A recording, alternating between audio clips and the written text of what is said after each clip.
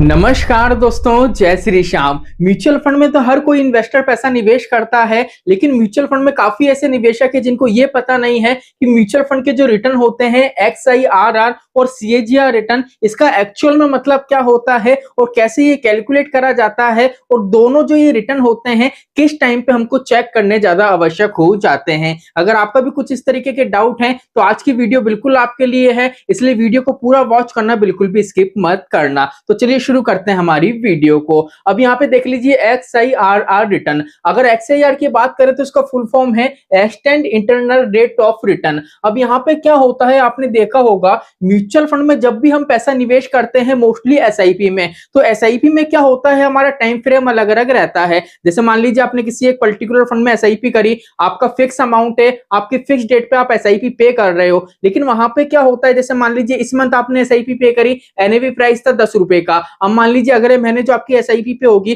तो NAV price हो सकता है ज्यादा हो जाए, जैसे 11 रुपए का हो जाए या 9 रुपए का हो जाए। तो वहां पे क्या होता है, मार्केट का जो प्राइस सेक्शन होता है वो कंटिन्यू क्या होता है, चेंज होता रहता है। इसलिए यहाँ पे क्या होता है, XIR रिटर्न कैलकुलेट होता है। क्योंकि मान लीजिए अगर आपके पोर्टफोलियो में मल्टीपल फंड्स हैं, ठीक है, और मल्टीपल इन्वेस्टमेंट है, तो यहाँ पे XIRR रिटर्न ऐसा होता है जो कंप्लीट आपके पोर्टफोलियो की जानकारी आपको देता है और बताता है कि एक्चुअल रिटर्न यहाँ पे आपका कितना है। अब कैसे कैलकुलेशन होगी, जैसे मान लीजिए आपके म्यूचुअल फंड पोर्टफोलियो में 7 फंड है। अब आपने देखा होगा आपके पोर्टफोलियो में जितने भी फंड है उन सभी फंड का अलग अलग आपको XIRR रिटर्न शो होता है, और जितने भी फंड से उनका कंबाइंड एक क्या होता है, रिटर्न कैलकुलेट होता है XIRR, वो आपको पोर्टफोलियो में शो होता है। अब यहाँ पे कैसे आप कैलकुलेशन कर सकते हो, जैसे मान लीजिए आपका जो भी आपने इन्वेस्टमेंट कर रखा है उसमें कंप्लीट पोर्टफोलियो का XIRR रिटर्न आपको 12% का शो हो रहा है फॉर एग्जांपल के लिए। तो यहाँ पे सर कैलकुलेशन कैसे होगी, तो यहाँ पे एक फॉर्मूला हमारे काम में आएगा, रूल ऑफ 72।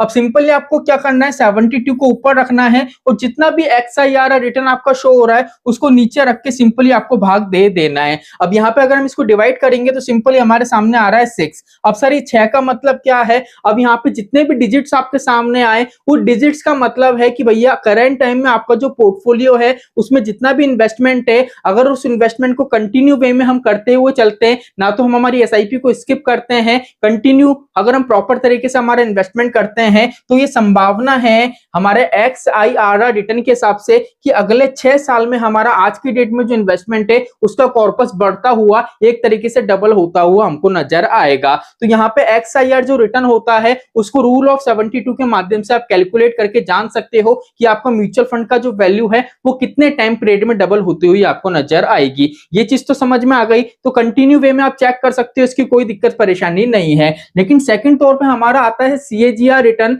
इसका फुल फॉर्म देखें तो उसका नाम है कंपाउंड एनुअल ग्रोथ रेट। अब यहाँ पे आपको ये बताया जाता है कि भैया जैसे मान लीजिए यहाँ अगर हम बात करें XIR की, तो यहाँ पे क्या होता है, कंप्लीट पोर्टफोलियो का रिटर्न हमारे शो होता है। लेकिन यहाँ पे अगर हम बात करें CAGR रिटर्न की, तो यहाँ पे सिंगल फंड का आपको शो होता है। अगर पोर्टफोलियो का रिटर्न देखना है तो XIR की तरफ जाना पड़ेगा आपको, लेकिन अगर आपको सिंगल फंड का देखना है तो CAGR रिटर्न आपको चेक करना पड़ेगा। अब CAGR रिटर्न की बात करें, जैसे मान लीजिए आप जिस फंड में निवेश कर रहे हैं, फॉर एग्जाम्पल वहां पर रिटर्न आपको शो हो रहा है 10% का। अब यहाँ पे जो 10% का रिटर्न शो हो रहा है ना, इसका मतलब है 1 साल के अंदर आपने जिस म्यूचुअल फंड में निवेश करा है उसमें जितनी भी कंपाउंडिंग आपको देखने को मिली है, मार्केट में जितना भी डाउनफॉल आया, जितना भी मार्केट ऊपर गया, वो सारी वॉलेटिलिटी को कैलकुलेशन करने के बाद जो ओवरऑल 1 साल की कैलकुलेशन होती है, जो रिटर्न हमारे सामने आता है वो कहलाता है आपका CAGR रिटर्न। ये CAGR रिटर्न देख लीजिए, इसलिए यहाँ पे लिखा हुआ है कंपाउंड एनुअल। कंपाउंड एनुअल का मतलब क्या हो गया,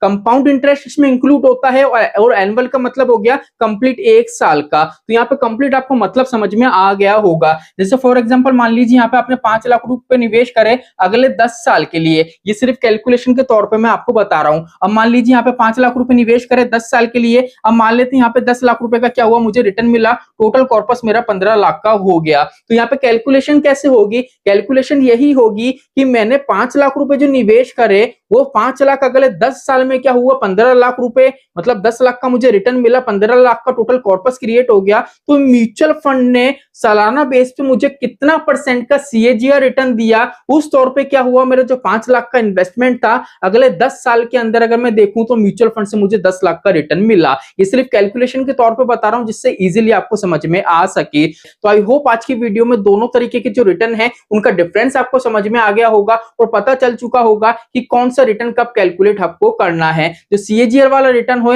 वो सिंपली हमको क्या करना है, जब हम म्यूचुअल फंड की रीबैलेंसिंग करते हैं उस टाइम पे हमको देखना आवश्यक हो जाता है। बाकी जो एक्सआईआर रिटर्न है इसको कभी भी आप कैलकुलेशन कर सकते हो, कोई भी दिक्कत परेशानी नहीं है। तो आई होप आज का वीडियो आपको अच्छा लगा होगा। तो चलिए आज के लिए इतना ही, मिलते हैं हमारी नेक्स्ट वीडियो में। जय श्री श्याम दोस्तों, जय श्री राधे।